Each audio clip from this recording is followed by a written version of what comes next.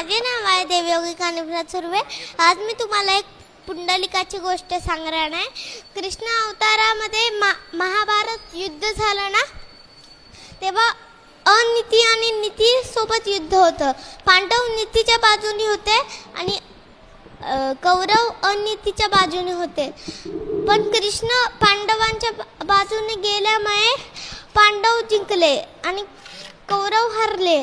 पण कृष्णांचे जे यादव वंश होते ते पण अनितीनेच वागायचे। एकदा कृष्णांनी कंटाळून एकदा हाताने द्वारका बुडवली तरी पण ते सुधारले नाहीत। मग एकदा त्याने असं ठरवलं की मला आता अवतार संपवायचा। मग रुक्मिणी आई ज्या होत्या त्यांना हे वाईट वाटलं। मग ते पंढरपुरामध्ये जाऊन बसले। मग कृष्णांना पण समजलं, मग ते तिथं जायला लागले। त्यांना मध्येच